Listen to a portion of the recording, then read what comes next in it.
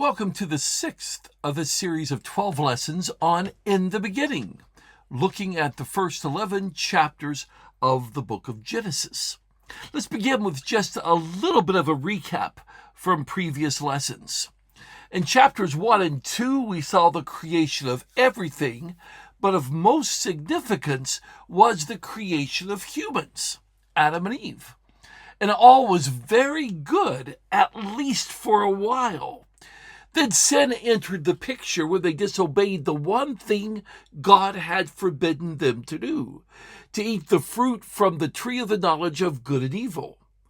With sin coming into the world also came the beginning of the promise of the solution to sin.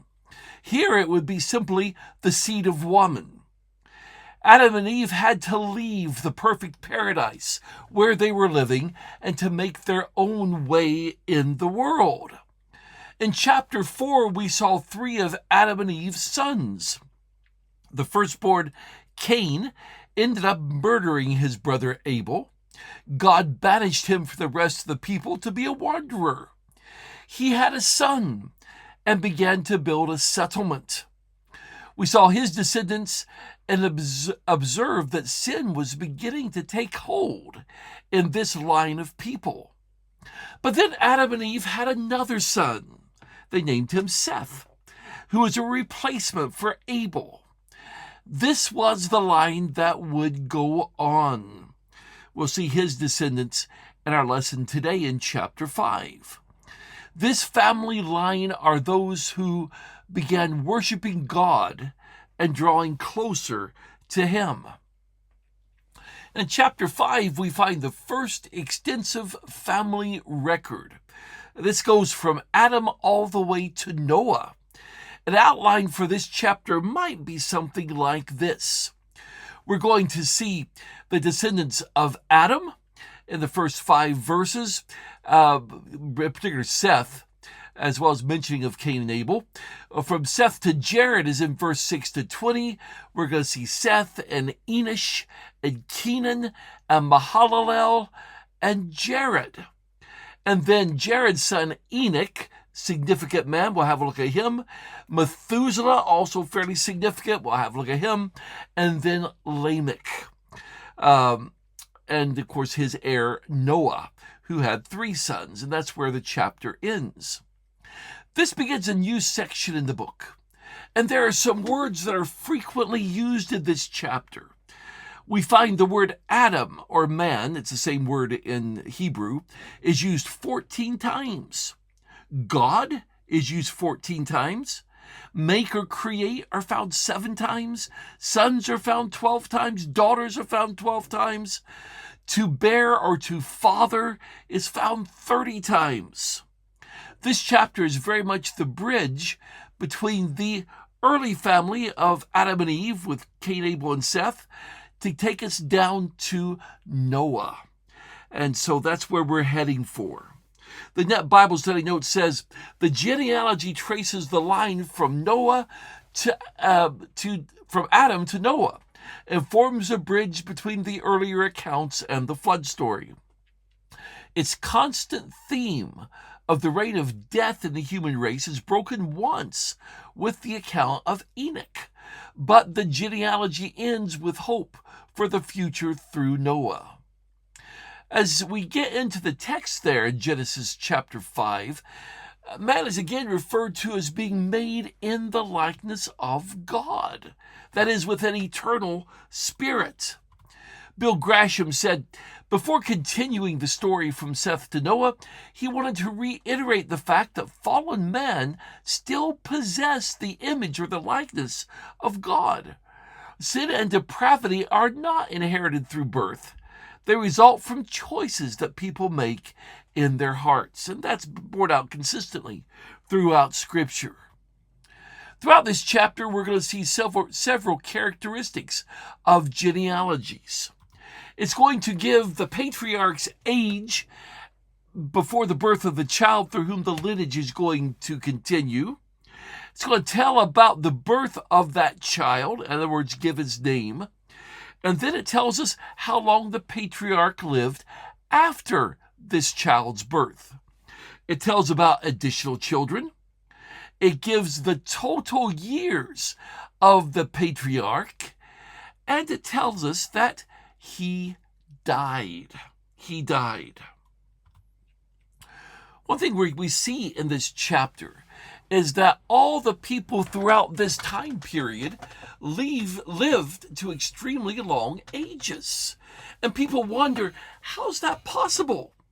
Well, many explanations have been put forward. The most plausible is that the earth, being new and perfect, humans being the same and new and perfect, enabled people to live a lot longer. It would seem that there were differences in other areas that might affect aging. Carbon content, magnetism comes up, and some creation scientists are doing studies in these areas right now. After the flood, longevity greatly decreased. Edwin Jones wrote, "The descendants of Adam recorded here demonstrate by their great ages that a considerable time was required before sin and its consequences reduced man's vitality to the norm of 70. I think that he has a good point there. Bill Grasham says, after the flood, the lifespans of mankind were reduced rapidly. This may have been God's way of saying that history was actually regressing qualitatively to a lower state because of sin, while it was advanced qualitatively in population and cultural achievements." The Bible, of course, is not the only place that we find records of longevity of people. The Sumerian records parallel the biblical records in many aspects. They have a flood, and they have very long-lived people before the flood. Their list of what they call post-flood kings parallels quite closely what we find in this section of Genesis, although there are significant differences in some of the names, and sometimes extremely long reigns. Some try to read some gaps into the genealogies, both here and in chapters 10 and 11. I think we can be confident that there are no gaps between Adam and Enoch. And that's because of a statement we find in the letter of Jude in the New Testament scriptures. Enoch, the seventh from Adam, prophesied of these, saying, if you count from Adam to Enoch, he's the seventh. Now, there could be some names left out in other areas, but not enough to fit in millions of years. A few thousand at the most, and even that would be very, very doubtful. Gordon Wenham, in the Word Biblical Commentary, says, however, the Hebrew gives no hint that there were large gaps between father and son in this genealogy. Chapter 4, verse 25 makes it clear that Seth was Adam and Eve's third son. At the other end of the genealogy, Lamech comments on Noah's birth, and Ham, Shem, and Japheth were contemporaries of their father. It therefore requires special pleading to postulate long gaps elsewhere in the genealogy. The only thing I disagree with Wenham on that statement is I'm not confident that 425 makes it clear that Seth was the third son. He was a replacement son, but not necessarily the third one to be born. But the purpose of having this entire chapter of genealogies is that it shows God considered mankind to be important enough to be remembered. It shows the lineage from Adam to Noah. The emphasis is on death, which is the lot of all men due to Adam and Eve's sin. And it gives the messianic line from Adam to Noah. So let's have a look at some aspects of the text here. Notice that God named them Adam. Some translations there have man. The Hebrew literal is the word Adam, male and female. God created people in his own likeness, male and female. On the day of their creation, God blessed them and named them Adam. Interesting. Bill Grasham, though, makes this point. He says the genders are not independent of one another. Both are necessary to carry on the creation process designed by God, which involves sexual procreation and the regular birth of physical offspring to populate the world. As far as Adam goes, we find that Adam lived 130 years, Adam was 130 years when Seth was born, and Seth was in the likeness and image of Adam. In other words, Seth was like his father in ways that Cain was not. This also tells us that the image and likeness of God, which was given to Adam at creation, was passed on to his children. Adam lived 800 more years and had other sons and daughters. As we mentioned in our last lesson, Jewish tradition suggests he had 33 sons and 23 daughters, for a total of 930 years of living. That's quite a bit represented here. We're going to add the other patriarchs in, and that's going to get a lot smaller in width anyway, or in depth anyway. But at the end of this, Adam died. Remember, that was the punishment for sinning back in chapter 3. Bill Grasham writes, Adam's genealogy concludes with a closing refrain that is repeated again and again in the chapter. And he died. The sounding of this ominous death knell is a reminder of the fact that death spread to all men because all sinned. We get down to this next section here. Seth lived 105 years and Enosh was born. And he lived 807 more years and had other sons and daughters. So his was a total of 912 years. So I've tried to graph that in the green to show how the ages, the patriarchs, overlapped. But at the end of that time period, he died. And if we're taking all this to be at face value, then we have the top of this graph here, the number of years since creation. And so we're now over 1,000 years of life on the earth, and Seth dies. Enosh lived 90 years, became the father of Kenan, lived 815 more years, had other sons and daughters. That gives him a total of 905 years. And you can see how far we're getting into the future there. And of course, he died. It was during his life, we saw back in the previous lesson, end of chapter 4, it was during his life that men began to call upon Yahweh. Kenan, or sometimes it's spelled Quenan in some translations. He lived 70 years, became the father of Mahalalel, and then lived an additional 840 years, and had other sons and daughters. His total years, 910, and he died. Apparently, Kenan may mean possession.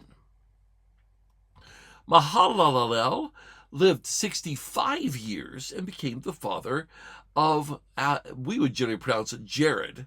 He lived 830 more years and had other sons and daughters. His total years, 895. So he's the first to not make it to the 900 mark. And he died. Mahalalel literally means praise of God. We can see the El ending there in his name, which means God. Jared, or I think more properly Yared, because the J sound didn't enter language until just a few hundred years ago. But Yared lived 162 years, and he became the father of Enoch. He lived 800 more years following this, had other sons and daughters.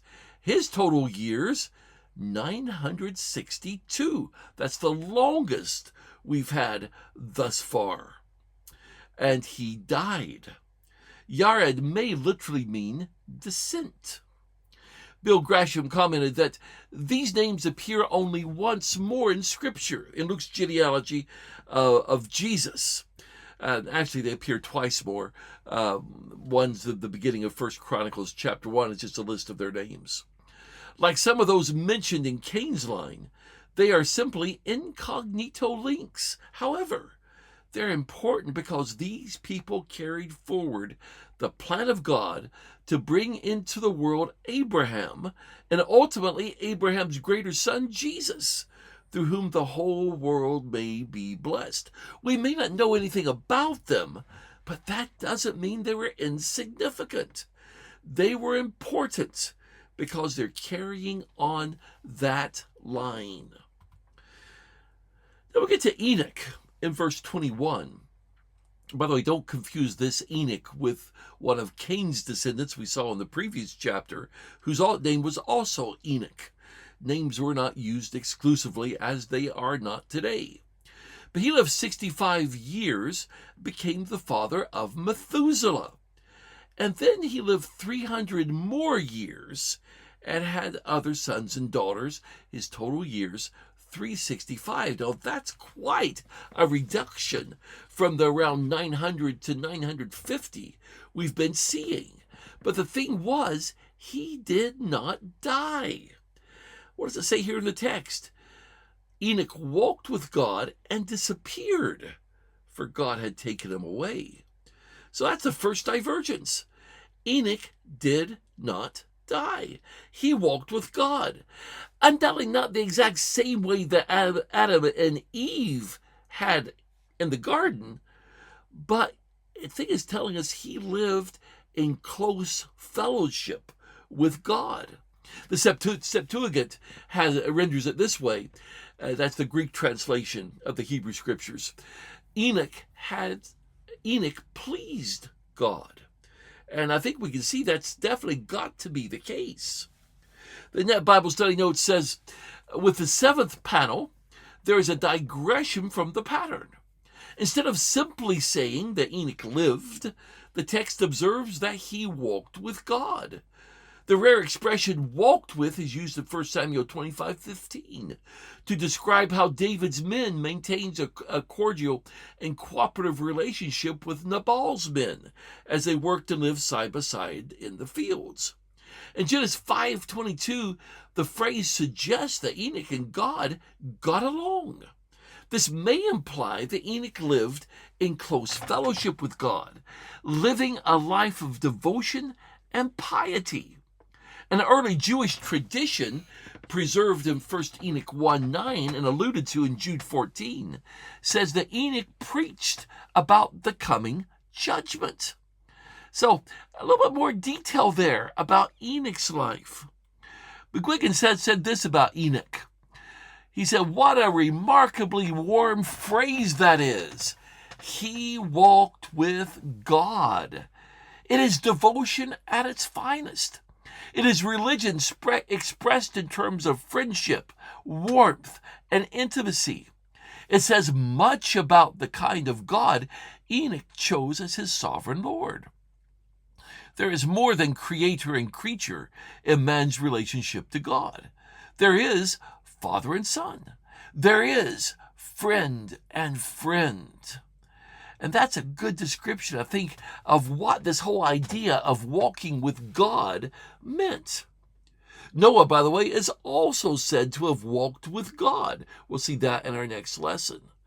If we're going to make an application of that, should we not be walking with God in our lives as well? Bill Grasham writes about Enoch. He says, it appears that both Enoch and Noah were men of faith who walked humbly with God. Enoch, Noah, and others who walked with God devoted their hearts to the Lord and sought to please him. They must have enjoyed a close, personal relationship of worship and communion with him in their daily lives. And that's what we really are called to have, because we are in Christ as Christians as well. So Enoch walked with God, but he didn't die. Older translations, as well as several older translations, say that he was translated Modern translations use disappeared, as McCord does here, and God took him away. That's the more favorite one. The Hebrew more literally would be, he was no longer present. He was gone. Now, Bible study note says, instead of saying that Enoch died, the text says he was no longer present. Similar language is used of Elijah's departure from this world. 2 Kings chapter 2, verse 10. The text implies that God overruled death for this man who walked with him. And we find, by the way, in the New Testament, that Enoch is referred to as a prophet. Again, going back to that verse we mentioned in Jude, in fact, the two verses, Jude 14 and 15, Enoch, the seventh from Adam, prophesied of these, saying, the Lord comes with his holy myriads to bring judgment against all, and to condemn every soul for all their godless deeds which they have wickedly committed, and for all the harsh things which godly sinners have spoken against him. By the way, this is also found in the apocryphal or pseudepigraphal book of Enoch. We talked about that. I mentioned that just a few minutes ago. But the question is, and that's what scholars debate, who quoted whom?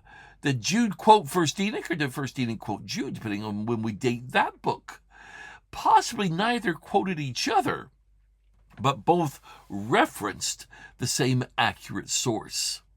Either way, it apparently is a truthful statement that Enoch did make as a prophet of God. The statement in Jude 14 and 15 is an uncompromising word against wickedness, without a doubt.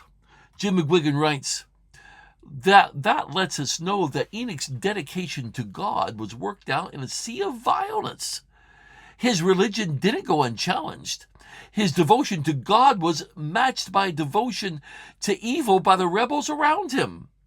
His was a day-by-day walk with God for 300 years, while day by day the world of wickedness sought to swallow him up. Because he didn't live like the rest, he didn't die like the rest. I like the way Jim put that. But notice as well that Enoch is the seventh from Adam. There we have that important number we've talked about before, the number 7. Bill Grasham suggested that he was uniquely important in the plan of God, and God took him. Enoch is mentioned in that great chapter in the book of Hebrews we often call the chapter of faith. By faith, Enoch was translated without dying. He was not found because God translated him. Before his translation, he had received testimony that God was pleased with him. There we have the usage by McCord of that term, translate, changed from one thing to another, which is what a translation is. The name Enoch, by the way, one last thing about him, his name may mean dedication. Some have suggested, by the way, that these great ages that we're seeing here in this chapter should actually be interpreted as months rather than years. Thus, rather than living 930 years, divide that by 12, Adam, they say, really only lived 77 and a half years. So it brings it down to our age range. And Seth would have then lived 76 years. Enosh just over 75, and all these about that same time scale. But this begins to disintegrate when you look at their ages when the first child was born. Seth would have been almost 9, Enosh 7.5, and the list goes on. And it totally falls apart when you look at Enoch, as it states that he lived 65 years and had Methuselah, which means that he had Methuselah when he was almost 5.5. Makes absolutely no sense. It's significant that the two names of this chapter that have additional details are Enoch and Lamech. And that may indicate that they were very faithful to God. We also find these names used amongst Cain's descendants, Enoch and Lamech. And some have suggested the reason we have additional details about them here is that the extra information is so that we don't confuse them with the Enoch and Lamech back in chapter 4. And that could be all it is. We'll talk more about this chart, this graph here, in just a few minutes. Moving on, we've got Methuselah. Methuselah lived 187 years, became the father of Lamech. He lived 782 more years, had other sons and daughters.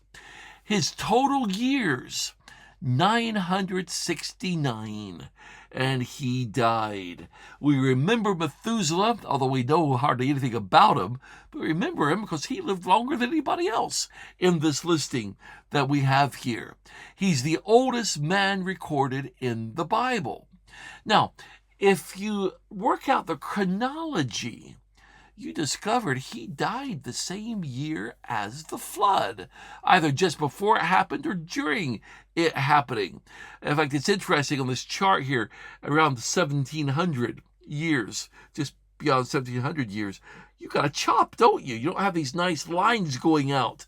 Instead, you've got a chop off. That's when the flood happened. Now, the question is, was Methuselah faithful to God or not? William Smith, in his Old Testament history, writes, was he a righteous man taken away from the coming evil, or having lapsed into wickedness, did he perish with them that believed not? So we simply don't know. We do know, tracing out the years, that his death was the year of the flood. His name may mean literally man of the javelin, or some have suggested it means when he dies, judgment. And if that's the case, the latter would fit Enoch being a prophet pretty well. His son Lamech, or sometimes spelled Lamek, lived 182 years, became the father of Noah. He lived 595 more years, had other sons and daughters. So his total years, 777. And he died. And by the way, you notice, again, that's below that 900 threshold yet again. A bit more said about him than the others. I think one of the reasons is we're getting ready to resume the narrative with his son, Noah. The name Lamech may mean conqueror. Noah's name apparently literally means bring relief or rest. And Lamech named him this because he apparently was going to bring mankind relief from work and toil. He named him Noah, saying, "This one will comfort us in our work as we toil painfully with our hands in the soil which Yahweh has cursed." So all that's going on there. Now, Bible Study Note says, Lamech's sentiment reflects the oppression of living under the curse on the ground, but also expresses the hope for relief in some way through the birth of Noah. His words prove to be ironic but prophetic. The relief would come with a new beginning after the flood. Bill Grasham comments, perhaps he hoped this would be the promised seed of woman, who would somehow reverse the curse upon the ground and bring relief to those who struggled to bring forth food from the soil. Whatever he was thinking that God might do in man's behalf, he surely did not understand that a new beginning for humanity on this earth would only come about through the destruction of a wicked and violent generation by the flood, leaving Noah and his family as the only survivors. And again, don't confuse this Lamech with the Lamech of chapter 4. It is interesting to note that Lamech was the first person to live a lot shorter than the others, not counting Enoch because he didn't die. He dies 5 years before the flood. So that raises the question, could he have been a faithful follower of God, and God had him die before the flood so that he would not be destroyed in it? Noah is treated a bit differently than the others in the genealogies, and that's because the writer's getting ready to resume the narrative that has been going on since chapter 1. at least the compiler is. Bill Grasham says chapter 5 introduces Noah and the time of the flood.